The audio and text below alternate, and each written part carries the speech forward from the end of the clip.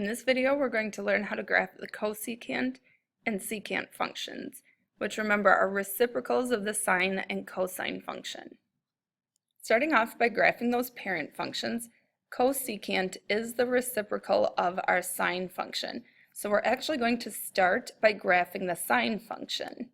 Sine has a period of 2 pi, so we're going to cut that in 4.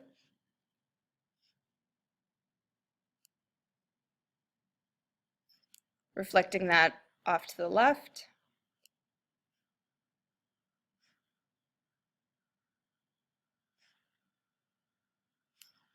And it has an amplitude of 1. Sine starts at 0, up to its maximum, back to 0, down to its minimum, and back to 0.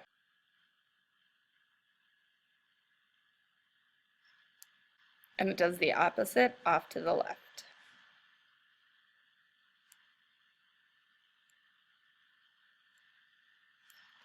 When we graph our cosecant function, the first thing we do is identify the vertical asymptotes. There are several places where cosecant is undefined, and those occur where sine equals 0. So everywhere our sine crosses the x-axis, those are going to be vertical asymptotes for our cosecant function.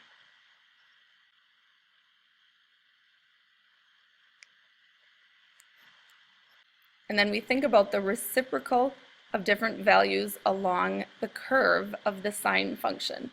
The reciprocal of 1 is 1. The reciprocal of 1/2 is 2, so that will occur on both sides. And what we end up with is a series of parabolas for our cosecant function. The same thing will happen where it's negative. We get the reciprocal of -1 is -1. The reciprocal of those -1/2 would be -2.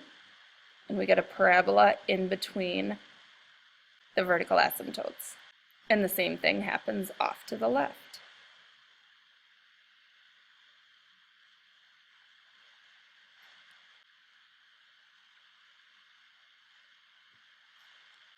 The domain of the cosecant function is not all real numbers. It has vertical asymptotes everywhere that sine is 0, which occur at multiples of pi. So the domain x cannot equal pi times n. Any integer times pi will be where our sine value is 0 or our cosecant function is undefined. Those values are where our vertical asymptotes occur. So where x equals pi times n, any integer or any multiple of pi, that's where we get our vertical asymptotes. Our range, notice we have no values for cosecant between -1 and 1. We have those parabolas facing up and down. So our range goes from -infinity up to and including -1, and then from 1 up to infinity. The period of the function is the same as the period of the sine function. It is 2 pi. And here is all of that same information about the cosecant function. We notice the shape is parabolas. The asymptotes occur where sine equals 0, which is at multiples of pi or pi n. The period is the same as the sine function, and the symmetry as well is the same as the sine function. It's got rotational symmetry around the origin. Taking a look at our secant function, which is the reciprocal of cosine.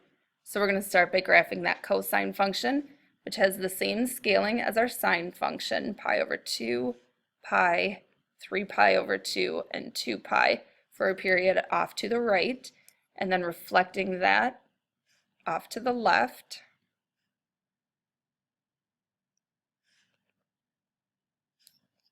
Has the same amplitude as the sine function as well. Cosine, however, starts at its maximum, down to 0, down to its minimum, back to 0, and back up to its maximum. It does the same thing off to the left, 0, minimum, 0, maximum. Secant function will have vertical asymptotes everywhere that our cosine is 0. However, that occurs in a different location than it does for our sine function.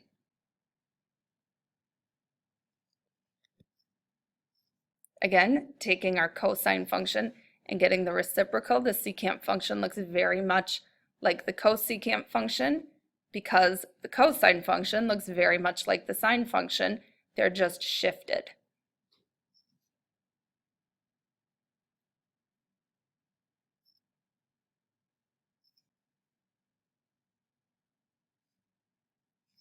That is 2 full periods of our secant function. Thinking about starting at pi over 2, we have 1 full period off to the left, and we have 1 full period off to the right. Domain, similar to cosecant, is not all real numbers. In this case, we are at odd multiples of pi over 2. So it gets a little bit tricky to write that domain down. X cannot equal pi n over 2, where n is odd.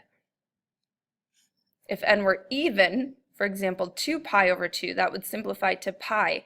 Our secant function is defined at pi.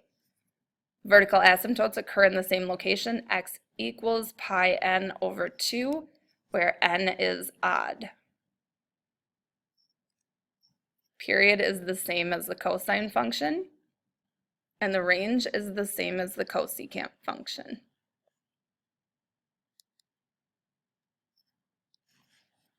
Next slide, we have all that same information for you again, the shape, the asymptotes. Here I have another way to think about the asymptotes.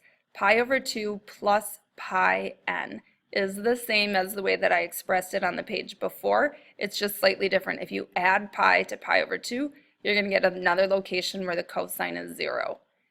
Period is 2 pi, and the symmetry, it's reflected across the y-axis just like the cosine function. And in our next video, we'll take a look at the transformations of secant and cosecant.